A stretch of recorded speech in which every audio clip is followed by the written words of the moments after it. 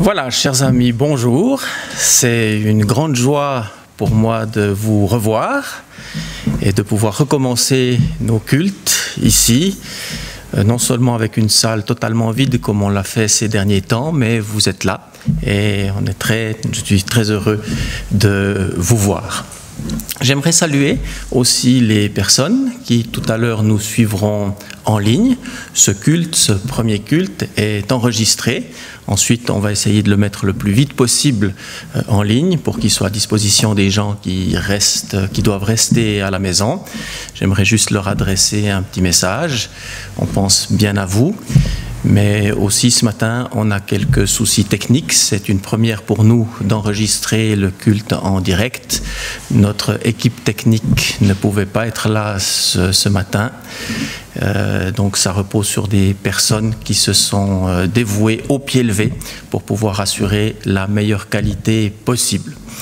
Mais pour nous, ce qui compte, c'est de savoir que le Seigneur est au milieu de nous, qu'il est avec nous, qu'on peut marcher à sa suite et on veut se tenir devant lui pendant ces instants pour le louer, pour l'adorer, pour lui apporter toute la reconnaissance de notre cœur. J'ai quelques indications aussi pratiques. Vous avez vu qu'il y a des flèches dans la salle. Ces flèches indiquent le sens dans lequel il faut se déplacer, c'est-à-dire par les rangées du milieu, et puis quand on retourne à sa place, si on bouge par les allées latérales. Et puis pour les personnes qui le peuvent, qui n'ont pas de mobilité réduite, ce qui est indiqué, c'est qu'on entre par la porte là-bas, mais on sort par la porte qui est ici. Alors attention, ici la marche est très haute. Si vous avez des problèmes de genoux, de hanches ou de mobilité quelconque, sortez quand même par la porte normale. Mais sinon, c'est celle-là, c'est pour éviter que les gens se croisent. Voilà, sinon j'aimerais vous inviter à vous mettre debout et puis on va invoquer le nom du Seigneur avant de laisser la place à l'équipe de louanges qui va nous conduire dans quelques chants. Seigneur, nous voulons te bénir et te rendre grâce. Nous avons ce bonheur de pouvoir nous retrouver, même si nous sommes encore peu nombreux ce matin, mais c'est déjà une grande joie de pouvoir nous voir les uns les autres. Et on se souvient de l'apôtre Paul qui, lorsqu'il était arrivé à Rome, il est dit qu'il était encouragé en voyant les frères qui venaient vers lui. Et de la même manière, nous, en nous voyant les uns les autres, nous sommes encouragés aussi de savoir que tu es avec nous et qu'en tout temps, nous pouvons célébrer ton nom, te louer, t'adorer, en sachant, Seigneur, que tu es là, que tu sièges au milieu des louanges de ton peuple et qu'en ce moment, Seigneur, tu puisses être glorifié parmi nous. Amen. Amen. Alors je vais laisser Rosalie et les quelques personnes qui sont avec elle pour nous conduire dans ce moment de louange. Pendant qu'on chante, c'est indiqué c'est bien de mettre un masque. Si vous n'avez pas de masque, il y en a à disposition derrière. Et si vous ne souhaitez pas de mettre de masque pour une raison quelconque, alors on vous demande tout simplement de vous abstenir de chanter. C'est pour une question, voilà, de responsabilité sanitaire, si on peut dire les choses ainsi. Merci. Juste un tout petit instant, j'avais à cœur de vous lire quelques versets, et au fait c'est presque un chapitre entier. Mais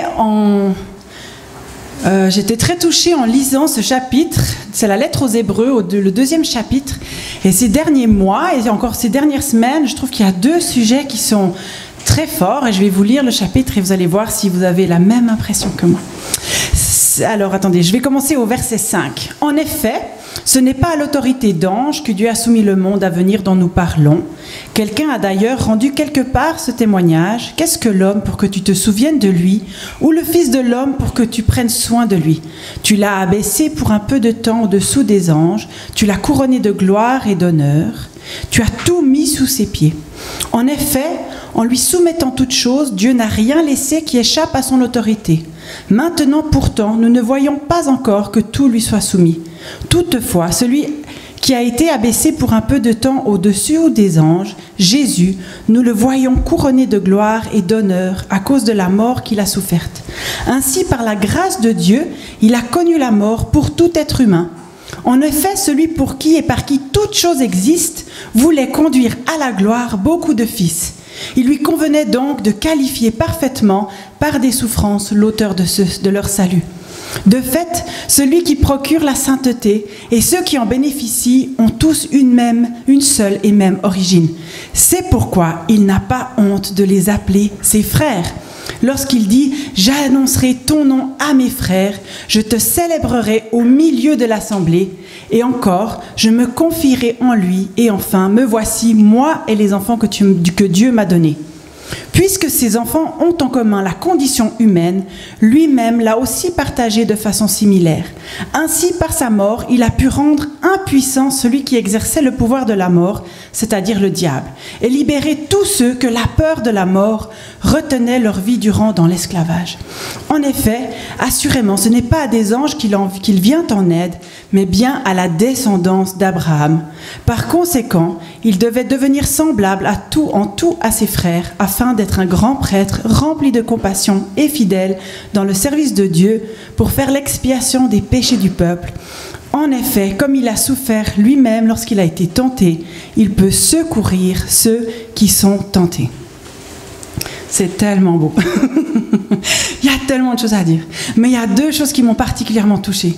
La première, c'est que dans ce temps de coronavirus, moi j'ai vu que les gens, ils avaient peur de la mort. De mourir eux-mêmes ou bien qu'un proche devait mourir autour d'eux, que leurs parents, que leurs tantes, que leurs aînés devaient mourir. Et pourtant, Dieu, il nous a délivrés de la peur de la mort. Et nous avons en Christ cette assurance de notre vie assurée avec Christ. Et la deuxième, c'est ces versets que on est tous frères et sœurs. Puis là, on vit dans une période où la question de la couleur, elle est revenue à la surface. Même à Fribourg, on voyait la rue noire de monde. C'était vraiment plus noir que blanc de monde. Et puis, il y a des injustices, c'est vrai. Et moi, j'ai pensé à notre Église. Et je me suis dit, mais premièrement, nous avons tous le même Dieu. On est tous de la même origine. Nous avons tous le même Père. Et je veux célébrer Dieu dans l'assemblée, avec mes frères et mes sœurs. Et c'est un privilège que d'être ici ce matin et de pouvoir le faire ensemble. Alors je vous invite à chanter, c'est peu de chants ce matin, mais à tourner notre regard vers ce Dieu qui ne change pas. Amen.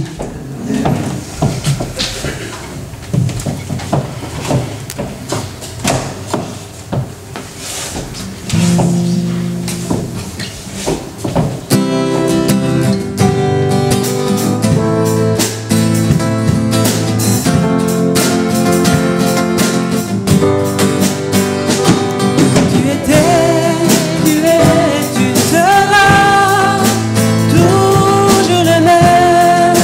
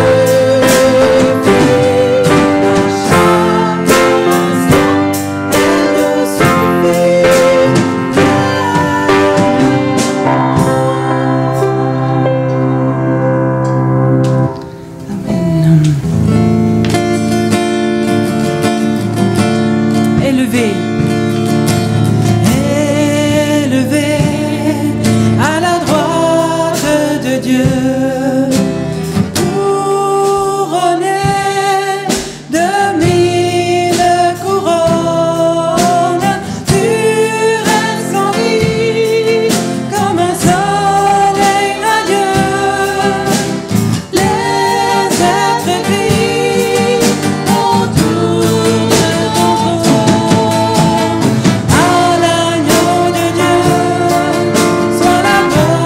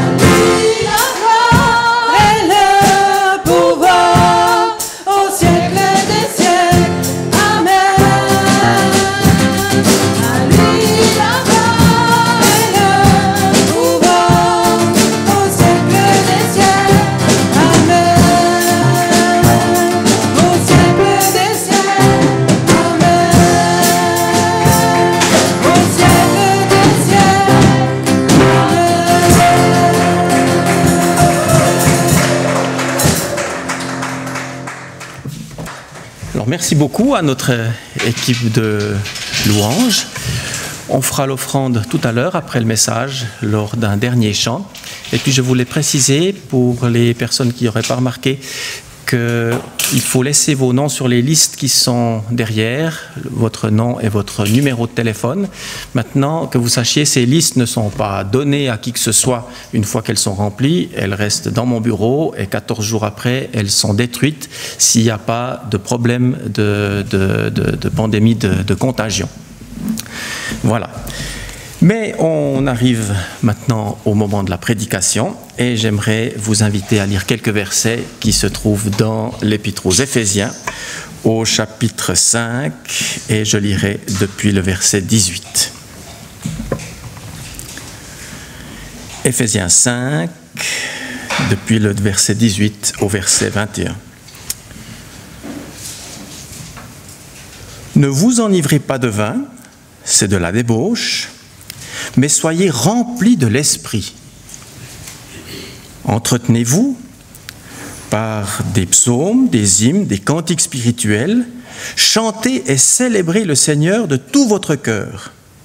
Rendez toujours grâce pour tout à Dieu le Père, au nom de notre Seigneur Jésus-Christ. Soumettez-vous les uns aux autres dans la crainte de Christ. Si vous avez bonne mémoire, et j'imagine que c'est le cas, vous vous souvenez sans doute que depuis le dimanche de Pentecôte, j'ai commencé avec vous une série de messages sur le thème du Saint-Esprit. Comme je ne suis pas le seul à prendre la parole durant nos cultes, d'autres personnes ont abordé d'autres thèmes, d'autres dimanches. Mais pour ce qui me concerne, je me suis entretenu avec vous au sujet du Saint-Esprit et aujourd'hui, j'aimerais tout simplement continuer.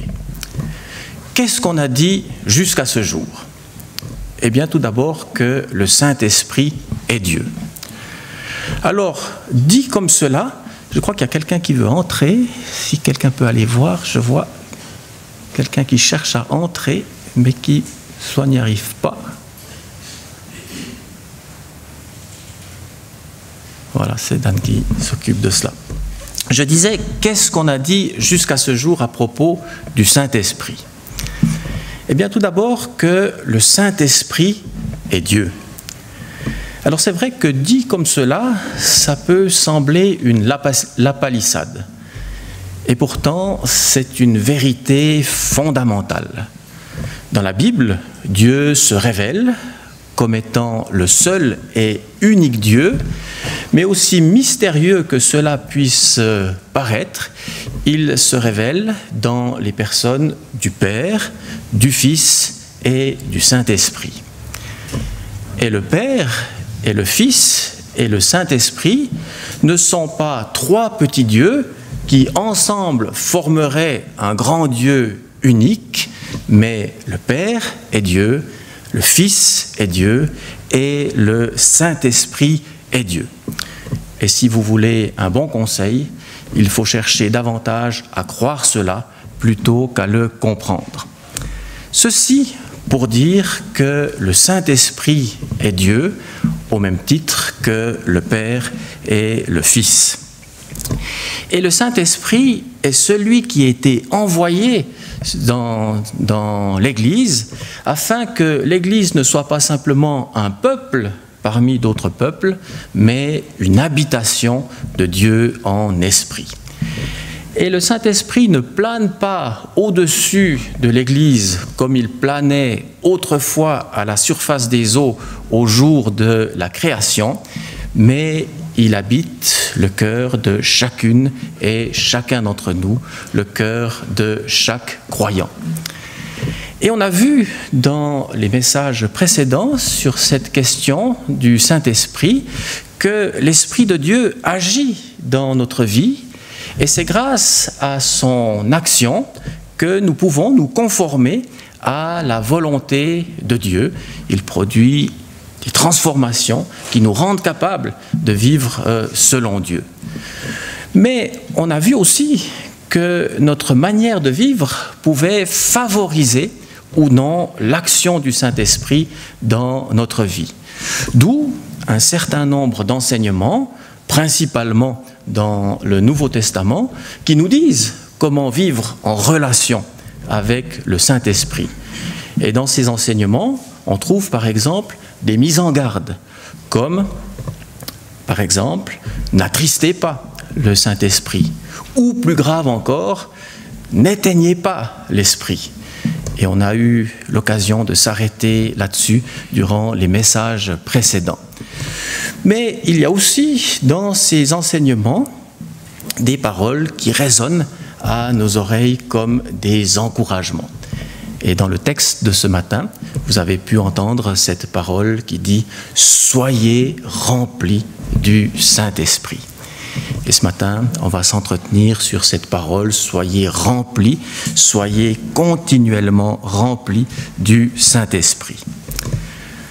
Avant de dire cela aux chrétiens d'Éphèse, l'apôtre Paul leur avait dit dans la lettre qu'il avait écrite au tout début de la lettre, au chapitre 1er, verset 13, il leur dit ceci, « En lui, c'est-à-dire en Jésus, en lui, vous aussi, après avoir entendu la parole de la vérité, l'évangile de votre salut, en lui, vous avez cru et vous avez été scellés du Saint-Esprit qui avait été promis. » En d'autres termes, l'apôtre s'adresse à des personnes qui avaient cru en Jésus-Christ et qui, après avoir cru, avaient été remplies du Saint-Esprit.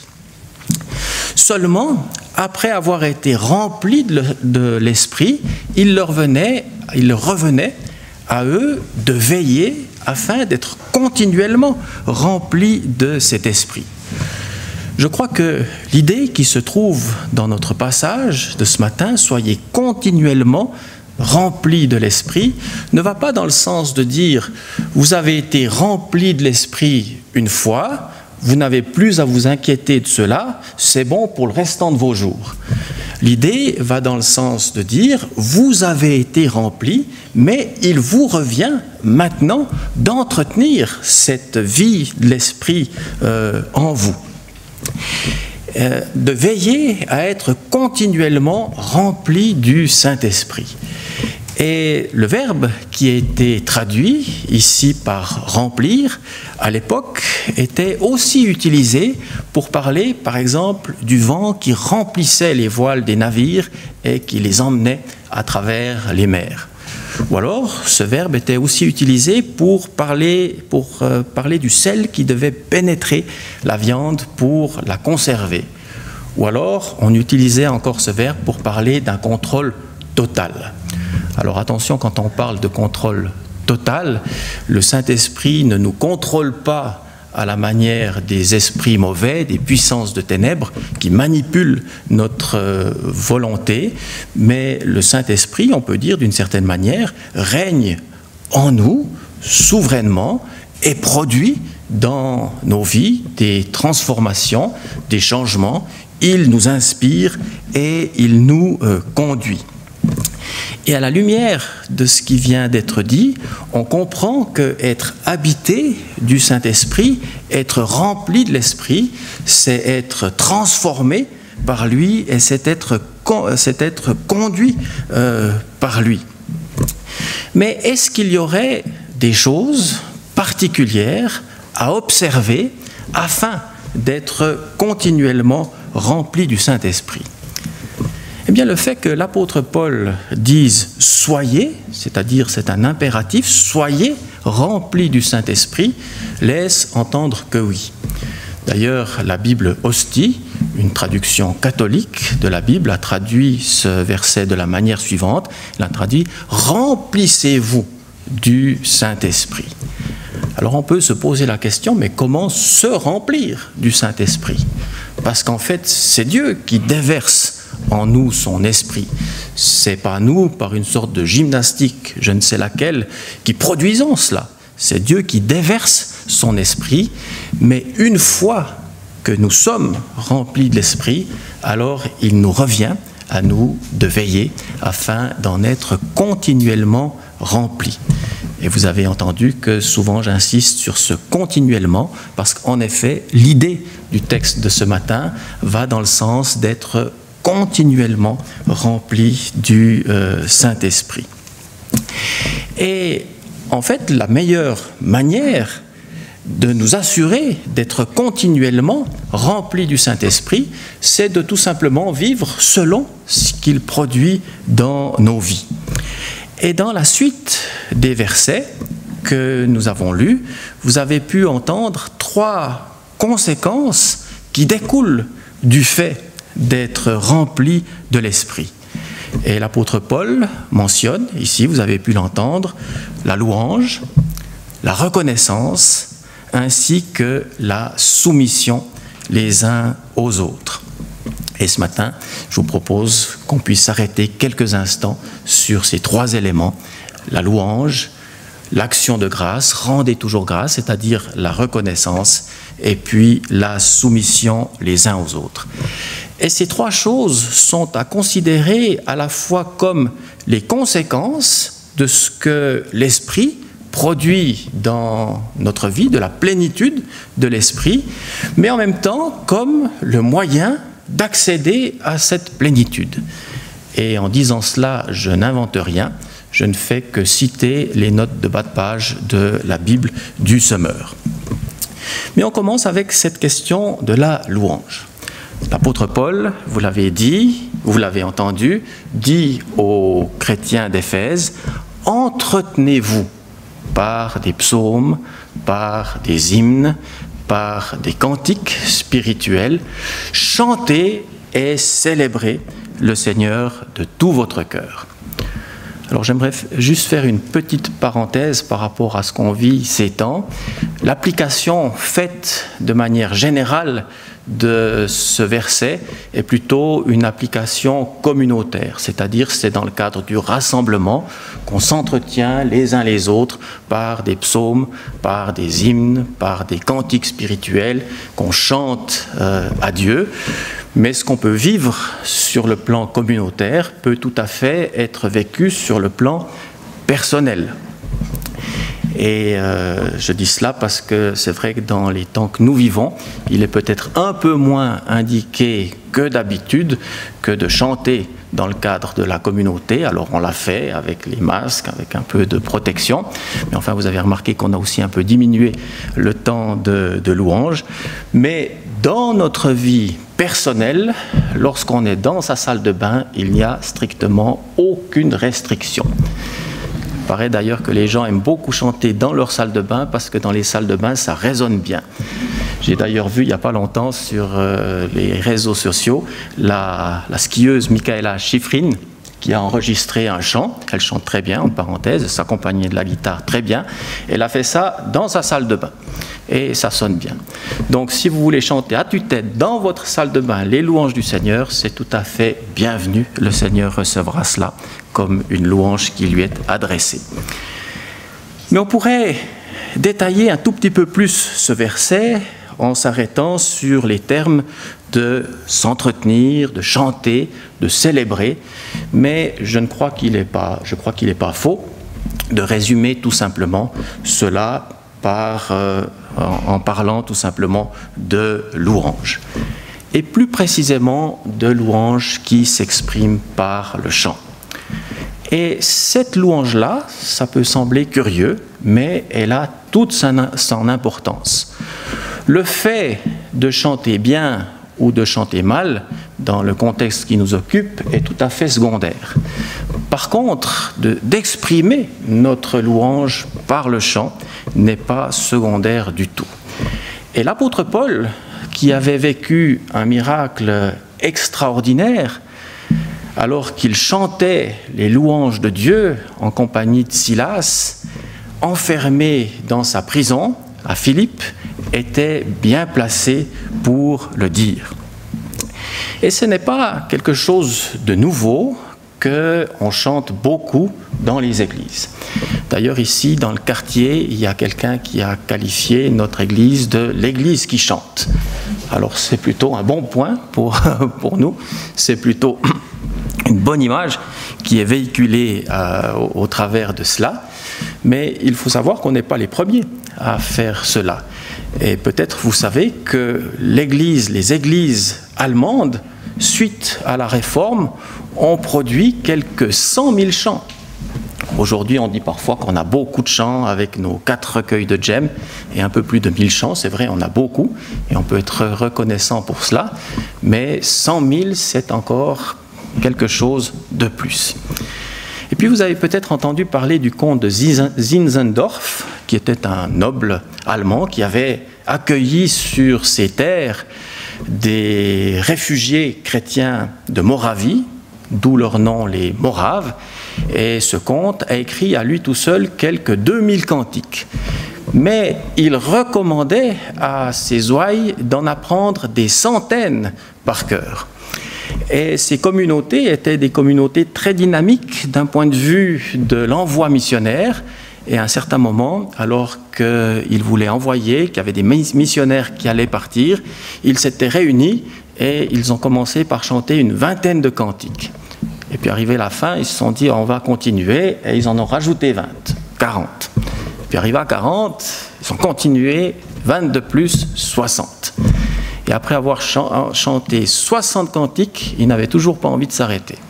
Alors ils ont été jusqu'à plus de 100 pour célébrer le Seigneur. Et comme je le disais, ces communautés étaient très dynamiques d'un point de vue de l'envoi missionnaire. Et puis dernièrement, j'ai suivi un cours sur la question de la persécution de l'Église et là était rapporté le témoignage d'un homme qui était enfermé, si je me souviens bien, en ex-URSS pendant 17 ans. Pendant 17 ans, il était emprisonné et entouré de gardiens et de codétenus qui lui étaient hostiles. Mais cet homme a tenu bon dans la foi. Et un des éléments qui l'a aidé à tenir bon était de pouvoir chanter tous les matins un chant au Seigneur. Alors il n'avait pas de recueil à sa disposition, c'était un chant improvisé, mais qu'il adressait au Seigneur. Et après être sorti de prison, il a reconnu que cette pratique l'avait aidé à se renouveler, à se fortifier et finalement à se maintenir dans la foi. Alors on a ici quelques exemples de personnes ou d'exemples historiques de personnes qui ont fait mis tout simplement ce que l'apôtre Paul expose ici, qui ont mis cela en pratique. Entretenez-vous par des psaumes, par des hymnes, par des cantiques spirituels. Cela est à la fois produit par l'action du Saint-Esprit dans nos vies, mais cela ouvre également les écluses des cieux de manière à ce que le Saint-Esprit nous renouvelle continuellement. Alors il y a peut-être parmi nous des personnes qui ne chantent pas du tout, voilà, qui ne sont pas du tout familiarisées avec cette pratique. Si jamais c'est votre cas, adressez-vous à Dieu comme vous pouvez et Dieu comprendra que vous chantez sur une seule note. Entretenez-vous par des psaumes, par des hymnes, par des cantiques spirituels, chantez et célébrez le Seigneur de tout votre cœur. Puis le deuxième élément qui revient dans ce texte, au verset 20, il est dit ceci: rendez toujours grâce pour tout à Dieu le Père, au nom de notre Seigneur Jésus-Christ. Alors, rendez grâce, ça veut dire tout simplement être reconnaissant envers Dieu. Et il y a quand même une difficulté ici parce qu'il est dit « rendez grâce pour tout ». Alors il faut essayer de comprendre, parce que je ne pense pas que la pensée de l'apôtre était de rendre grâce à Dieu pour le mal qui nous atteint parfois. Si tout à coup j'apprends que je suis atteint d'un cancer, je ne vais pas dire « Seigneur, merci, c'est merveilleux, quelle bénédiction », évidemment. Par contre, on peut rendre grâce à Dieu pour le bien qui peut ressortir d'un mal qui peut nous atteindre parfois. Et ça, c'est tout à fait différent. Et je crois que si on s'applique à connaître Dieu, à comprendre qui il est, à voir son action dans nos propres vies et au-delà, on ne manquera jamais de sujets de reconnaissance. Le malheur pour nous, c'est qu'on a beaucoup plus tendance à retenir les sujets de réclamation, pour autant qu'il y en ait, auprès de Dieu, que les sujets de reconnaissance. Dernièrement, j'entendais l'enseignement d'un artiste chrétien connu qui s'appelle Grégory Turpin. C'est un homme qui, on entend aussi parfois dans la louange, mais qui est plutôt connu comme un chanteur qui s'exprime dans un autre registre, mais un chanteur chrétien qui a l'envergure de remplir l'Olympia à Paris, juste en passant. Et lui disait que dans sa carrière, bien souvent, il a été encouragé par des personnes bienveillantes qui lui avaient adressé un petit mot d'encouragement, une parole de reconnaissance, et ainsi de suite. Mais il avait aussi rencontré sur sa route des personnes malveillantes qui alors avaient plutôt tenu des propos affligeants, décourageants. Et il disait que même si les paroles encourageantes étaient infiniment plus nombreuses que les autres, c'est pourtant les autres qui occupaient le plus de place dans sa vie. Et je ne crois pas que c'est une exception. Nous sommes tous un peu comme ça. On a beaucoup plus tendance à retenir le négatif que le positif. Et ça occupe beaucoup plus de place dans notre vie. Mais lorsque on s'applique à être reconnaissant envers Dieu, qu'on cherche des sujets de reconnaissance, finalement, notre esprit se porte sur ce qui est positif et laisse de côté ce qui est négatif.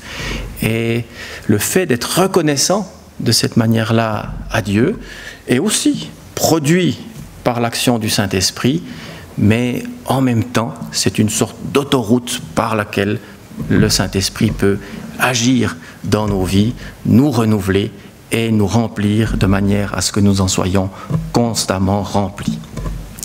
Et puis le dernier élément qui revient dans ce texte, c'est « Soumettez-vous les uns aux autres dans la crainte de Christ ». Alors, il y aurait énormément à dire sur cette question de soumission. Mais pour faire court, on peut dire la chose suivante. Je crois que la pensée de l'apôtre est la suivante. Ce qu'il veut nous dire, tout simplement, c'est que cette soumission, c'est exactement l'inverse de cette tendance qui cherche toujours à se servir des autres pour arriver à leur fin. Soumettez-vous les uns aux autres, c'est-à-dire respectez chacune, respectez les autres, et puis plutôt que d'essayer de les utiliser, eh bien, essayons de nous mettre, nous, à leur service. Entretenez-vous par des psaumes, par des hymnes, par des cantiques spirituels. Rendez grâce pour tout à Dieu le Père, au nom de notre Seigneur Jésus-Christ, et puis soumettez-vous les uns aux autres dans la crainte de Christ.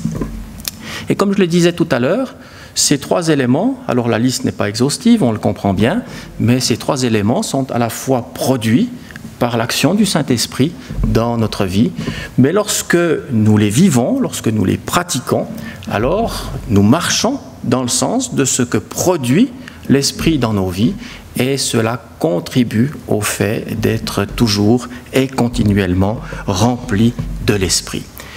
Et pour ceux qui veillent à être remplis, habités de l'Esprit, il y a cette promesse dans l'Épître aux Romains, et je terminerai par là, et cette promesse dit ceci: « Et si l'Esprit de celui qui a ressuscité Jésus d'entre les morts habite en vous, celui qui a ressuscité le Christ Jésus d'entre les morts donnera aussi la vie à vos corps mortels par son Esprit qui habite en vous. » Amen. Je vous invite à quelques instants de recueillement et puis on priera ensemble.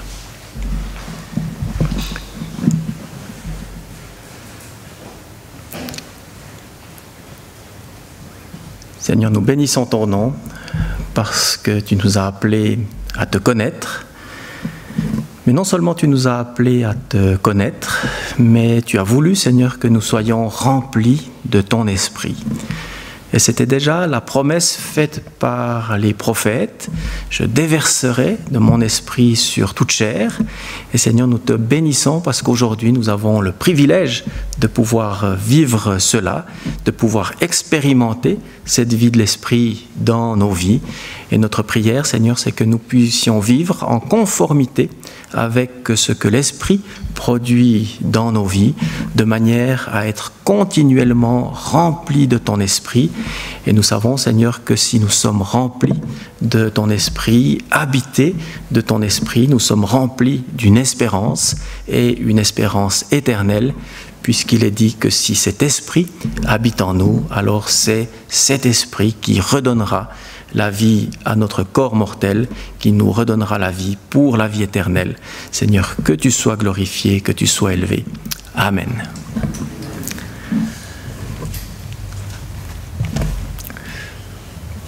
Pendant quelques instants maintenant, vous avez la liberté de prier. Alors que ce soit des prières courtes, vous savez que nos cultes en ce moment sont un peu plus courts que d'habitude, puisqu'on fait 2 cultes l'un après l'autre, mais que vous puissiez tout simplement vous adresser, élever votre voix par des courtes prières au Seigneur. Amen. Pendant le chant, on va aussi récolter l'offrande.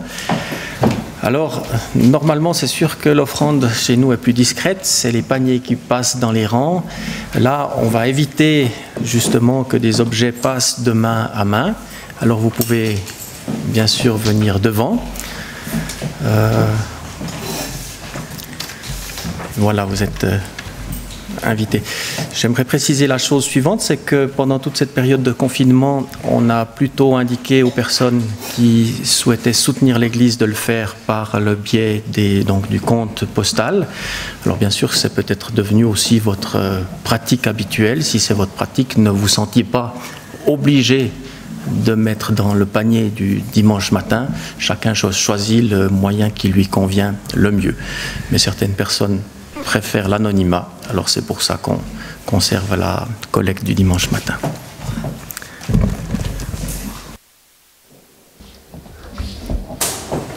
Il y a quelqu'un qui veut entrer aussi.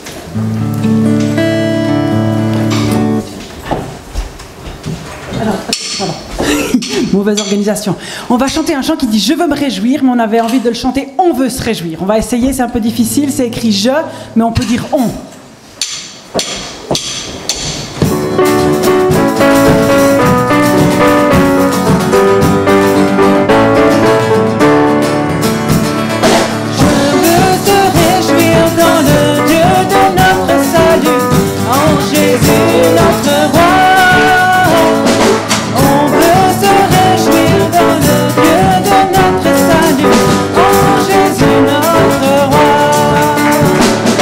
Il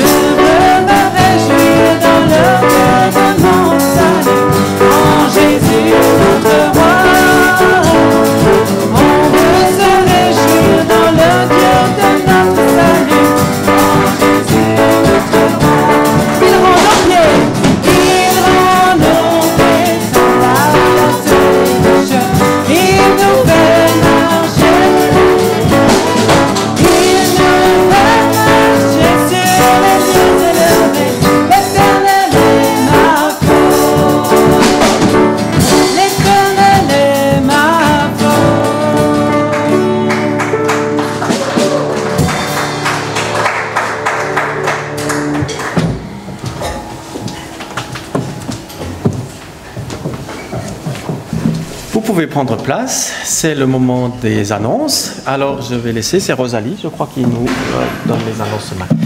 Oui, alors volontiers, j'ai 3, 4, il y aura une 5e.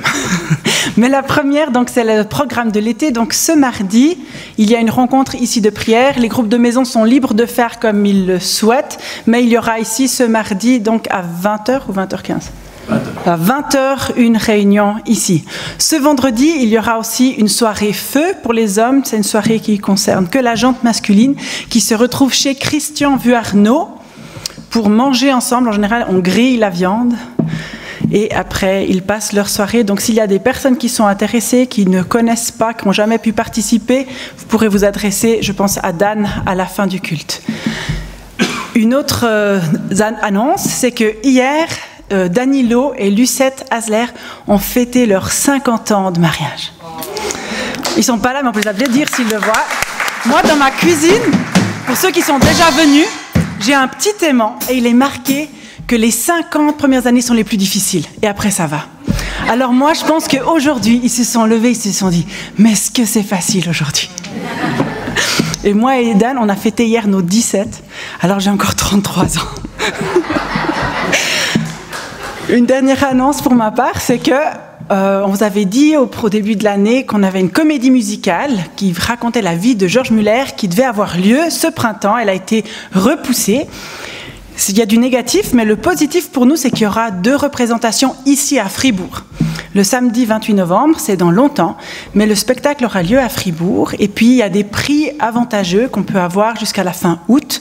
Donc, si vous voulez, il faut juste taper georgesmuller.ch et vous allez tomber sur le site. Et donc, je vous fais déjà l'annonce. Et aussi, dans ce sens, du fait que c'est à Fribourg, les Fribourgeois seront un petit peu sollicités pour aider ce jour-là pour que ça se passe au mieux. Donc si vous avez des disponibilités puis que vous vous dites « mais moi j'aimerais bien aider », vous pouvez vous adresser à moi. Et puis alors il y a encore une dernière annonce aussi qui concerne, c'est moi qui l'a fait. Oui, ça m'est égal aussi. Alors, tout ça c'est filmé. Hein. Mais alors, je vais la faire comme je suis là, il y a une distance jusqu'ici. Cet automne, on organise un camp, on vous en avait aussi parlé, vous avez pu voir des vidéos, il y a plusieurs intervenants. C'est un camp qui aura lieu du 17 au 20 octobre, c'est les premiers 4 jours des vacances scolaires. C'est un camp qui aura lieu à Charmey et il s'adresse à tout le monde. C'est-à-dire, c'est pas un camp famille, c'est un camp qui se veut pour l'Église, et élargir si on ne remplit pas les rangs. Et ça, c'est notre grand souci, c'est qu'on a des engagements, le comité d'organisation, on a des engagements et on doit décider d'ici peu si oui ou non on maintient ce camp, parce que sinon on va se retrouver avec des frais trop importants. Et on a besoin d'atteindre un certain nombre d'inscriptions avant dimanche prochain, le 12 juillet. Et donc si vous êtes intéressé à participer à ce camp, dont je ne vais pas dire, mais le thème ce sera notre identité en Christ. Et puis on a un orateur extérieur qui s'appelle Daniel et Ruth-Hélène, son épouse Mathioli, qui viennent du sud de la France, qui vont venir parler avec nous et puis qui vont passer ce camp. J'avais pas préparé. Mais donc, si vous voulez avoir plus d'informations et vous inscrire, alors il y a Laetitia qui va se retrouver à l'extérieur, je pense même du bâtiment, puisqu'on va devoir sortir par là, pour vous donner les informations et prendre vos inscriptions.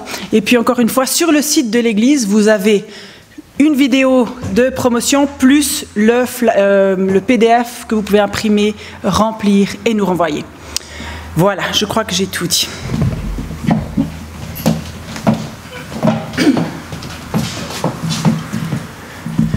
Alors merci beaucoup pour toutes les informations. On va se mettre debout pour la bénédiction finale. Et puis ensuite, vous vous souvenez que si vous n'avez pas de problème de mobilité, sortez plutôt par là. Il faut éviter aussi de faire des groupes de discussion. Vous pouvez discuter les uns avec les autres à l'extérieur en gardant les distances, mais peut-être éviter, comme c'est notre habitude normalement, d'être trop collés les uns aux autres dans la salle pour échanger les uns avec les autres. Je vous propose de prier pour terminer. Seigneur, nous bénissons ton nom parce que nous avons pu vivre ces instants dans ta présence, les uns avec les autres. Et c'est vrai que c'est une grande joie de pouvoir se retrouver. Et nous demandons, Seigneur, maintenant à ce que ta grâce, ta paix puisse habiter le cœur de chacun, que ton esprit, Seigneur, nous remplisse les uns les autres par Jésus-Christ, notre Seigneur. Amen. Je vous souhaite une bonne suite de matinée et puis à tout bientôt, à dimanche prochain, j'espère.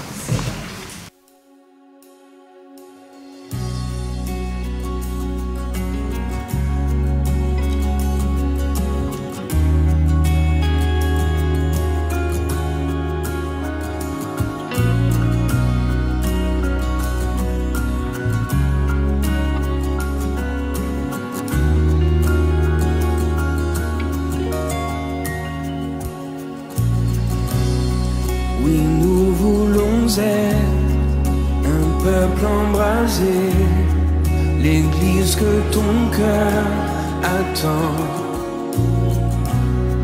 Viens briser nos chaînes, détruis notre orgueil.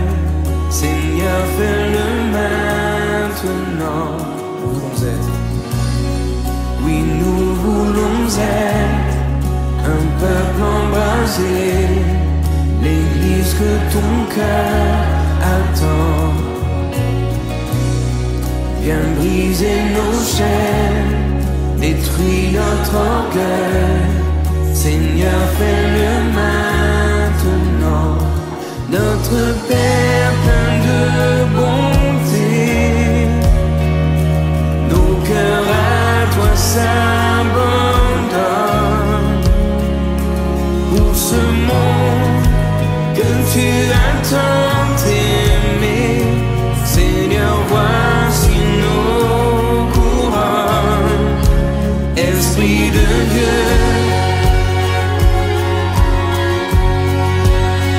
Esprit de Dieu vivant,